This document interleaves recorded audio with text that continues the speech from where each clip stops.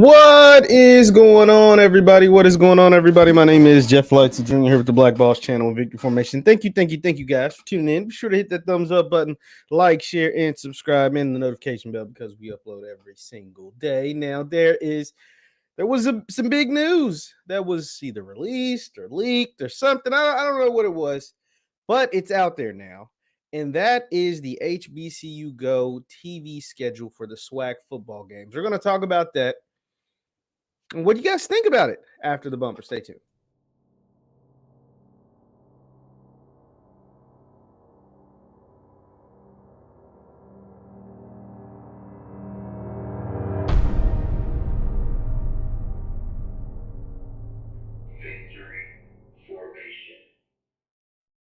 What's good people? What's good people? JeffLightsyJr. here, Black Boss channel, Victory Formation. Thank you guys for tuning in. Also, you can follow me on Instagram and Twitter at JLightsy7. That is on Instagram and Twitter at JLightsy7. Let's get right into it. This won't be a long live, and you're catching it live. If you're catching it live, drop in the chat where you're from, who you root for, all of that good stuff. Where you're from, who you root for. We'll try to answer some questions before we get out of here. This will be really quick. Got some stuff to do. So here was the schedule that was released by an Atlanta News Now reporter, Samuel Crenshaw. Samuel Crenshaw released the schedule of games for HBCU Go. He says, are you ready for some HBCU football? This fall, ATL-CW will be the place to see HBCU Go's coverage of the SWAC. Charlie Neal will be calling the games, and the high-energy halftime shows will be shown. That's HBCU football from the SWAC every Saturday this fall on CW69. So, Charlie, Mr. Samuel Crenshaw spilled the beans on the schedule. Now, HBCU Go themselves haven't released this schedule, but he seems pretty credible. I think he works for ATL-CW, and I guess he would know the program schedule and what would be taking place during every week in the fall as far as broadcasting the HBCU Go football games. And inclusion to the games that will be showed on September 3rd, HBCU Go will have a sport kickoff show inclusive to the Road to Black College Football event right there also on the ATL-CW. So it sounds like HBCU Go will not only air digitally on their website, but also on linear television for at least for the people in the city of Atlanta. That is pretty dope. If you live in Atlanta or an Atlanta suburb and you can get ATL-CW, that's pretty cool that you can actually watch SWAC football games right there from your living room without having to download an extra app, without having to, pull it up on your Roku, Fire Stick, or whatever. And you can actually watch it on linear television. The fact that HBCU football is back on linear television, at least in the Atlanta metropolitan area, is pretty cool. Let's look at the list of games. Oh, and then also, on top of that, the halftime shows will be shown. So your favorite bands from Southern's my favorite. I'm going to be honest. Southern is my favorite SWAC band that I've seen. No disrespect to the Sonic Boom of the South, the Marching 100, the Fighting Tigers of Grambling. Southern's the best I've seen. I mean, Southern was jiggy. When I saw Southern a performance at halftime when they played Jackson State, I just thought it was lit. But that's neither here nor there. So, first game that like I said, they have the kickoff show that'll take place, a 3-hour kickoff show. That's pretty. I mean, it's like college game day type stuff. 12 to 3. I'm sure they'll have some preview all the schools, preview all the teams, quarterback battles, all kinds of cool stuff. I think they'll be able to do with that kickoff show, especially since it's 3 hours. It's a lot of content they have to fill. That's good though. September 3rd. So what's that? Labor Day weekend. They'll have the kickoff show. First game, Albany State versus FAMU. Second, you got Southern versus Texas Southern on September 17th. September 24th, you got Arkansas Pine Bluff versus Alcorn. October 1st, you got Grambling versus Prairie View. October 8th, back with Grambling at Alabama A&M. The 15th of October, you got Jackson State at Bethune-Cookman. That's the game that'll be played in Jacksonville at the Jacksonville Jaguar Stadium. The one Prime wasn't happy about, but the one that Bethune-Cookman came out and said it actually makes more sense to do it there because they don't have to pay for anything. So, boom, you got that. October 22nd, the HBCU Go team will be down at 1400 Lynch Street for the JSU homecoming. Now, guys, remember, homecoming last year was the pivotal game that was able to convince Travis Hunter, the number one recruit in the country. He visited Jackson State last year for homecoming, and he ended up being the first 5-star to ever choose an HBCU, the first 5-star to ever choose an FCS program in modern recruiting day rankings history. So that's pretty cool. They got a homecoming game. Next week, the 29th, you get Arkansas Pine Bluff at FAMU. They're down at the Bragg. November 5th, you got Alabama State at Bethune. Then the next week, Bethune at Alcorn. And then to wrap up their schedule, you've got Texas Southern at Alabama A&M. So one thing I want to ask you guys, how are we feeling about the schedule? How are you feeling about the schedule? How are you feeling about everything that is taking place with the SWAC? I mean, the SWAC has been really, really quiet about the relationship with HBCU Go. You had them come out and say, obviously they announced the deal. Then they had to run in with HBCU League Pass, the Urban Edge Network guys, and they said, yo, you guys are actually threatening and possibly and could potentially be hurting our deal with HBCU Go and with Pepsi. So, and then ever since then, they've kind of been quiet about it. You heard Commissioner McClellan at the SWAC Media Days, which has now been a couple of weeks ago, say that, hey, we got some announcements coming soon. But then once again, it was all quiet. So it's been really quiet. So this is the first sign of life from the SWAC in their new deal with HBCU Go. And so I'm excited about it. I think them being on linear television is huge. And I think the SWAC being on linear television, now this is just me guessing. This is not me having some kind of inside information. This is not me having some kind of knowledge that you don't have. I think this is just step one of getting even more SWAC games on linear television. I don't think, and I could be wrong, I don't think the Atlanta market will be the only market to have SWAC games on linear television. If they struck a deal with the Atlanta, the CW in Atlanta, there's a good chance they could strike a deal with the CW in Birmingham or the CW in Jackson, Mississippi, or the CW in, pick your favorite, SWAC city, or pick a notable the CW in Houston. You know what I'm saying? Like I don't think the CW, they just struck a deal with one linear television station, if you get what I'm saying. Like I don't think it was just like, hey, we only wanted Atlanta, and that's it. I think they probably got some deals with some other folks as well. If not that, we do know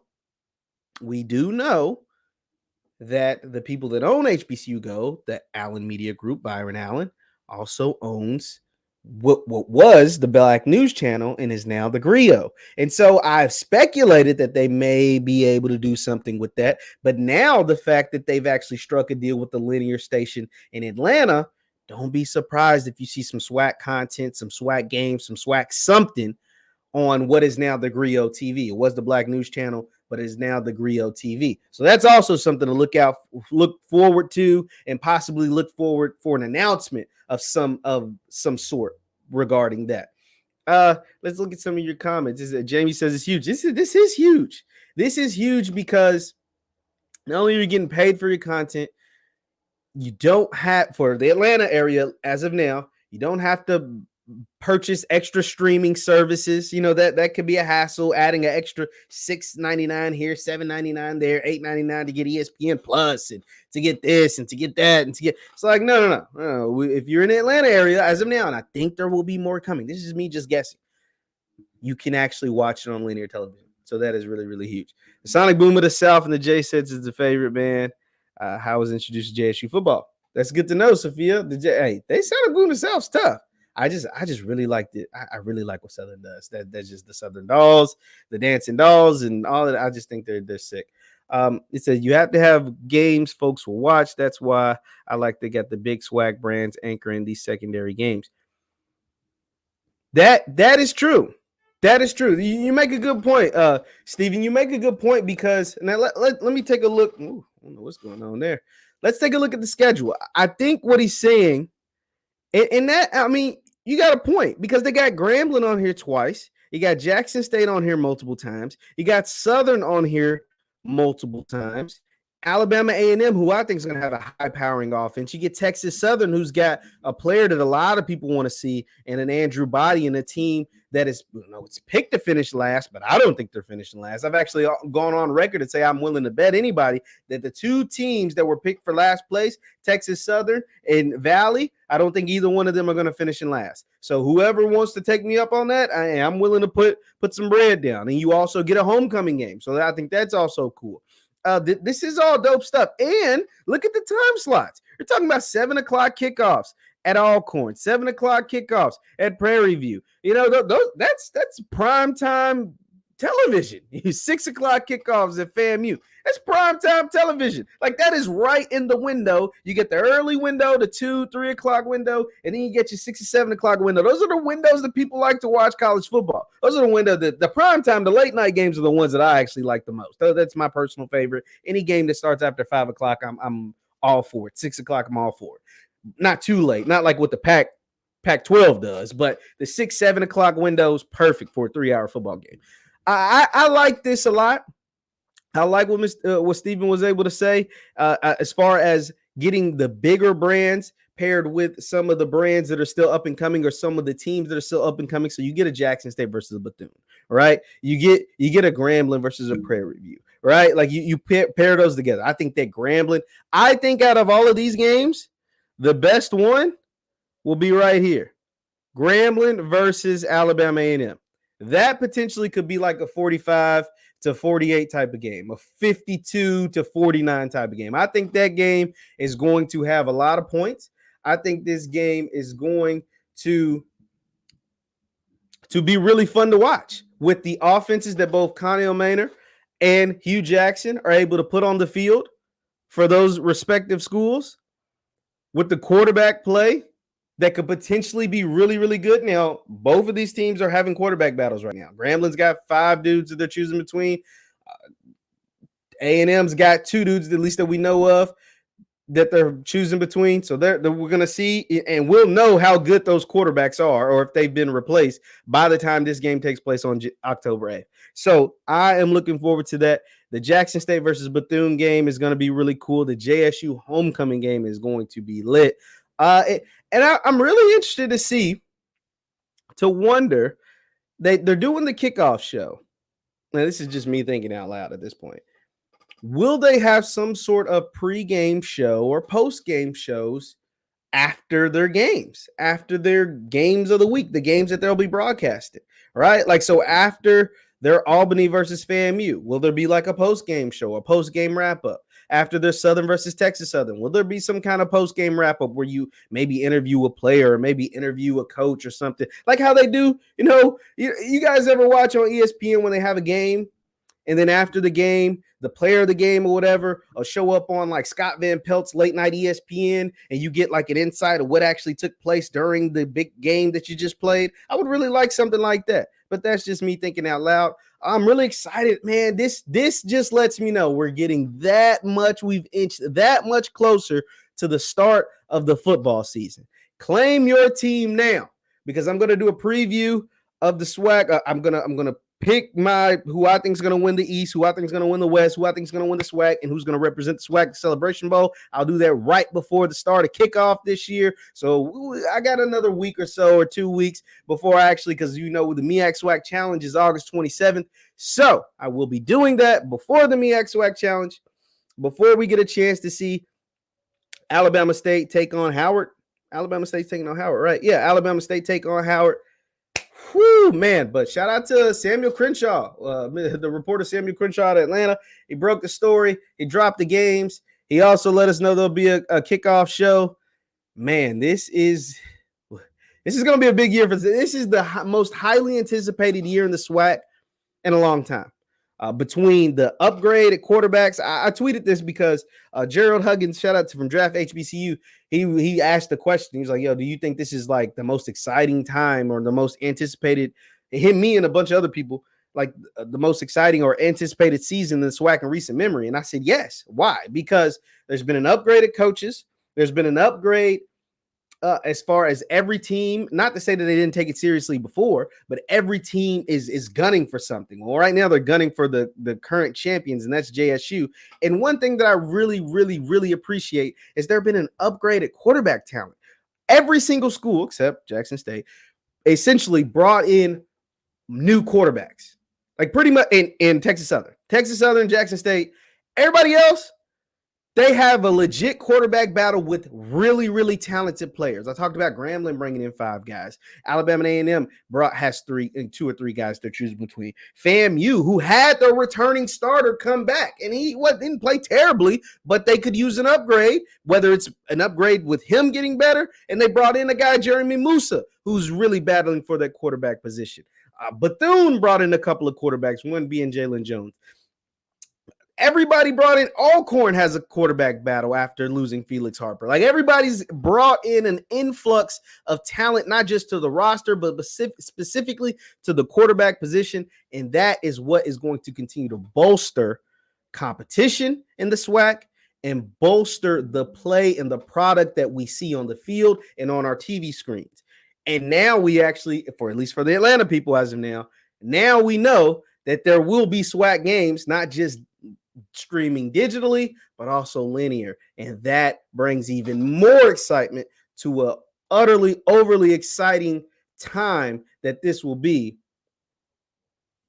this season. What somebody said, I gotta read this. This dude's a bona fide JSU hater. Junior, you ain't been around long enough. Like, just go back and watch my videos, man. Like, I talk about Jackson State almost every other video. I'm a JSU fan. I have the merch in my closet. I'm a JSU fan. I just think FAMU is going to be their toughest test of the season outside of Celebration Bowl. And I think FAMU has a legit chance of beating them. That's it. Jackson State did not go undefeated last year, and a lot of people don't think they'll go undefeated this year. It's not them being a hater. I just think that FAM has a legit chance. Now, will I pick FAM to beat JSU?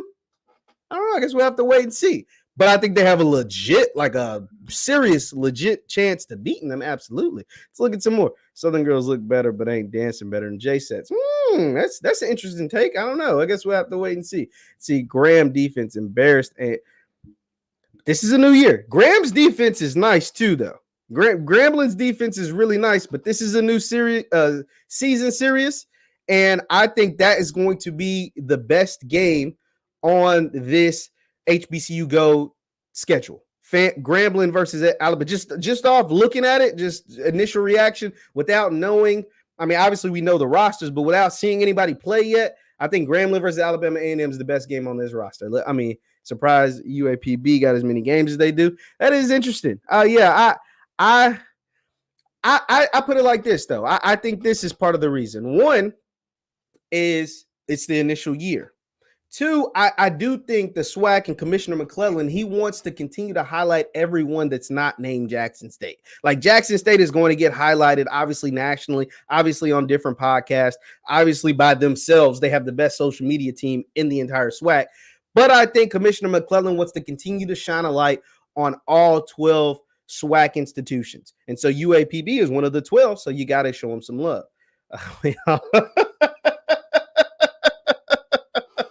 That's not the case at all. I just think FAM's a really good football team, led by a really good coach in Willie Simmons.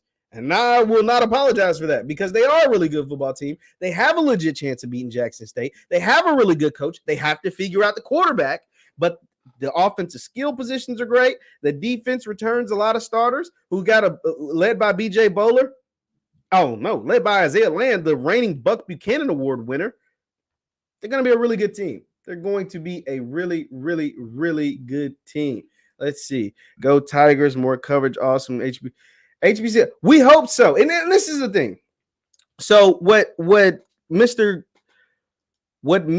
Samuel Crenshaw is telling us is they're going to have Charlie Neal. So we know they have at least a great one in a 1-2 punch. Who I don't know who the other broadcaster is. I think that name has actually been put out. But having Charlie Neal lets me know they got a good one in the booth. I'm excited and kind of wary about like how the production is going to look because we know because all we have to really go on is the ESPN games. And we know if you watch SWAC games on ESPN, whether it's on the ESPN or ESPN Plus or whatever, the production is not always the best. They give us the leftovers. What the SWAC games look like on ESPN is not how the SEC games look on ESPN, or the ACC games look like on ESPN, or the Big Ten. Well, they don't show Big Ten games anymore, but when they did show Big Ten games, it's not the same product. And that to me was always a slap in the face. That to me was always disrespectful, because it's the same network, it's the same 4-letter network, but the same product wasn't, and the same love wasn't shown to the SWAC schools and their product as it was to the Big Ten, the ACC, the SEC, Pac-12, whatever. You get what I'm saying? So my hope is that HBCU Go really invest time and resources into putting together a really, really good product to feature the best players and the best teams, and all the teams and all the players in the SWAC, and really give them and their folks back at home watching either linear or digitally the best product possible to watch their sons, nephews, loved ones, boyfriends, whoever play and coach, and their husbands and fiancés or whoever coach as well. So that is like what I'm hoping and begging for, that the Allen Media Group is able to make happen. That's like my number one pet peeve when I watch SWAC games on ESPN. It's like, damn, dog, like we could do a lot better than this. Like, this product could be a whole lot better. And so, I'm excited about it. But these are the schedule of games. Oh, thank you, Veronica. Thank you so much. Jeff does a lot of great. Oh, thank you. Yeah, I try not to be disrespectful to any of the schools. That's all.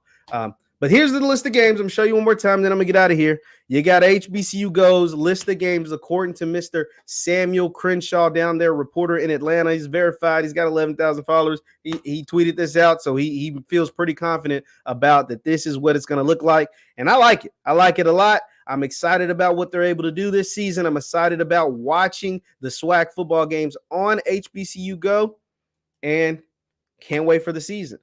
Thank you guys for tuning in. Be sure to hit that thumbs up button, like, share, subscribe on your way out. Once again, my name is JeffLightsyJr. with the Black Boss channel and Victory Formation. You can follow me on Instagram and Twitter at JLightsy7. That is on Instagram and Twitter at JLightsy7. I will see you next time. Peace.